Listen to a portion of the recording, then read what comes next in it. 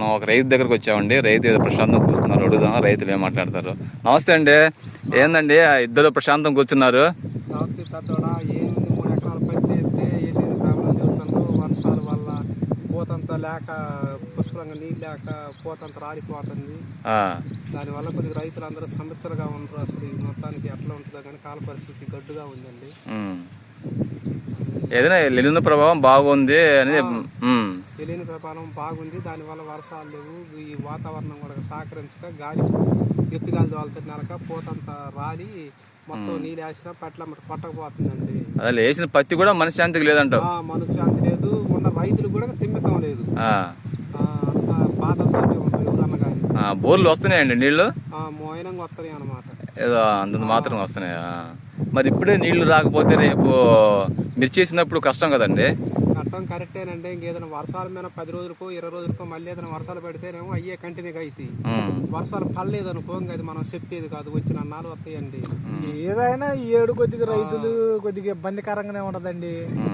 ఏంటంటే ఈ ప్రపంచ ఎల్నినో చెప్పారు. ఈ అక్కడికి పోతుందండి జరిగే యుద్ధాలు, ఈ ప్రపంచ దేశాలు యుద్ధాలు చేసుకుంటున్నారు. ఇవన్నీ రేపొద్దున ఏముందండి, ఇలాంటి ఎల్నినో వచ్చి మరి ప్రపంచాల మీద పడితే మరి మారణాయుధాలు గాలిలో కాల్చుకొని ఇప్పుడు దేశాలు కలిసి ఉండాలా.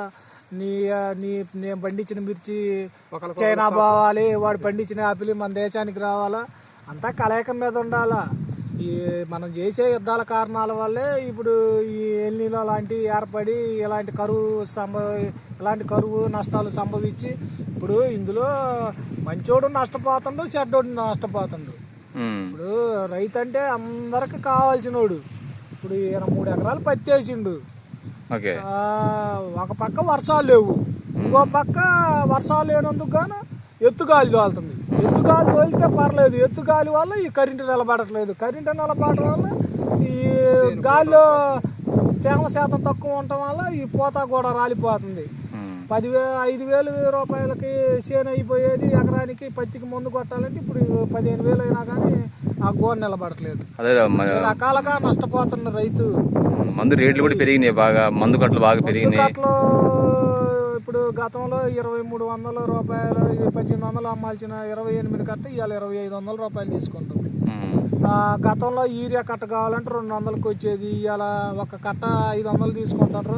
అది ఈ క్రాప్ చేస్తేనే, ఏలు కొంత వేస్తేనే అంటారు. ఎక్కడ రైతు నీకు అసలు ఎక్కడ రైతు నీకు సమస్యల నుంచి బయటకు వచ్చేది ఎప్పుడు? అదే ఎలిన ప్రభావం ఒకటి అవుతుంది, మందు కట్టలు ఫర్టిలైజర్ అన్ని పెరిగిపోయి అందరు సిండికేట్లు ఎవడు రైతు ఇవాళ 10,000 అమ్మిన పత్తి 2 రోజుల్లోనే మళ్ళీ 2,000 తగ్గిస్తారు. బంగారం రేట్ ఇది బంగారం తగ్గించినట్టు ఇవాళ పెరుగుతుంది, రేపు తగ్గేదే కానీ పెరిగేది. మనం వాళ్ళు చెప్పేది 10,000 మందు కట్టినప్పుడు మరి 15,000 రూపాయల పత్తి కూడా అమ్మితే రైతు ఏదన్నా ఇబ్బందులు లేకుండా, కష్టాలు లేకుండా, ఈ పెట్టుబడులకు ఇబ్బంది లేకుండా ఉంటుంది. ఇప్పుడు మందు కట్ట 2,000 రూపాయలు పెట్టి మందు కట్ట పెడితే 10 కట్టలు పెడితే పండేదో 5 గంటలు 6 గంటలు. ఇదిగో చూడండి పోతుంది ఎట్లా అయిపోతుంది సోర్సు.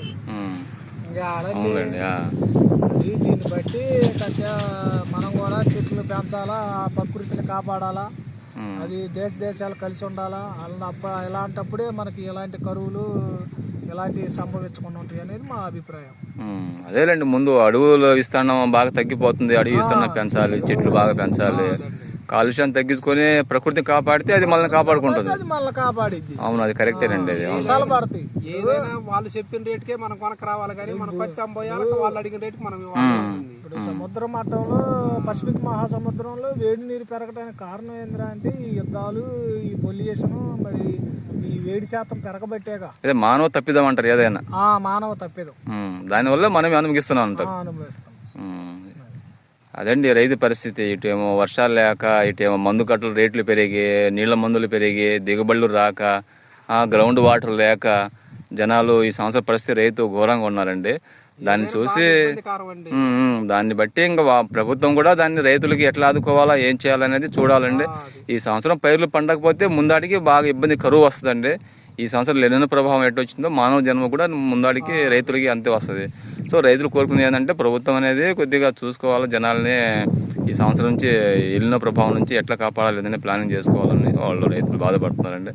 సో రైతులందరూ దీన్ని చూసి ఆలోచన చేసుకోండి, జాగ్రత్త పంటని కాపాడుకోండి, డబ్బులను పొదుపు చేసుకోండి.